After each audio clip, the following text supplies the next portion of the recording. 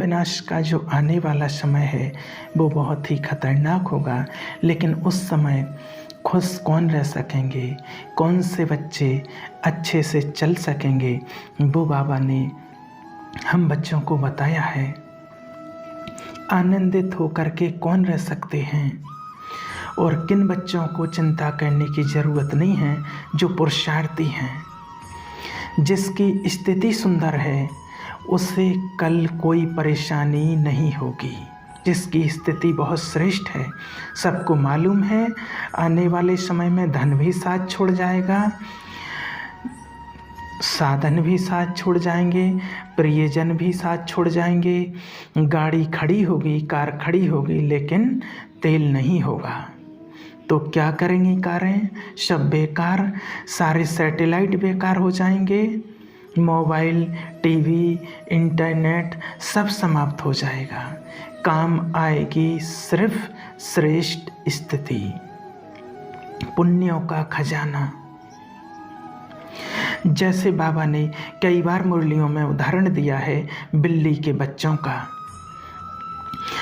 तो बाबा पूछ रहे थे कि जब विनाश का समय आएगा, प्रकृति प्रकोप होंगे, पानी पीने को नहीं मिलेगा, पानी भी दूषित हो जाएगा, तब तुम क्या करोगे? तो सबने अलग अलग अपने तरीके से उत्तर दिए, लेकिन बाबा ने कहा जिनके पास अष्ट शक्तियाँ होंगी, प्रकृति उनकी दासी रहेगी, उनको सब कुछ मिलता रहेगा। जिनके पास जिस शक्ति की कमी होगी वही परीक्षा के रूप में उस टाइम पर सामने आएगी। तो हमें अपनी श्रेष्ठ स्थिति बनाना बहुत ज़रूरी है, क्योंकि आने वाले समय में परिस्थितियां और बिगड़ेंगी ही और बिगड़ती ही रहेंगी। हमें अपनी स्थिति को पावरफुल बनाना है और बहुत कुछ देखने के लिए हमें तैयार रहना है। बहुत कुछ देखना पड़ेगा, हम सब बाबा के बच्चों को बहुत कुछ देखना पड़ेगा जो इस संसार में कोई देखना नहीं चाहता है, लेकिन बाबा कहते हैं आप बच्चों को देखना पड़ेगा। और अगर आपको वाइब्रेशन देने का बहुत अच्छा अभ्यास होगा तो आप बहुत सुखी रहेंगे। तो बाबा ने कहा है कि सभी को ये अभ्यास करना है और आने वाला समय बहुत खतरनाक होगा।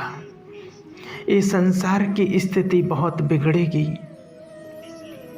इसलिए बाबा कहते हैं हम सभी अपने को तैयार करके रखें आने वाले समय के लिए, संसार को मदद करने के लिए। क्योंकि मानसिक रोग, टेंशन, डिप्रेशन, इम्पोसनिया और बहुत सारे रोग दिन प्रतिदिन बढ़ते जाएंगे, जिनका संसार में कोई इलाज नहीं होगा। इलाज होगा तो सिर्फ स्पिरिचुअल साइंटिस्ट के पास, जिन्होंने अपने अंदर योग की प्योरिटी की सर्व खजानों की संपत्ति फुल की होगी, तो वो आत्माएं सुरक्षित रहेंगी। तो बाबा कहते हैं सभी बच्चों को बाबा ने हमें संकल्प दिया है कि सभी संकल्प करें कि आने वाले समय में हमें संसार के काम में आना ही है। हमें संसार को बहुत कुछ देना है। अपने लिए बहुत कुछ किया, अपनों के लिए बहुत कुछ किया, अब हम संसार के काम में आ जाएं। ऐसा श्रेष्ठ हमें अपने बना के तैयार करके रखना है। तो ये बाबा ने हम बच्चों के लिए बहुत बड़ा काम दिया है और हमें इसके लिए तैयारी करके रखनी है। आने वाले समय में सबकी मदद करनी है।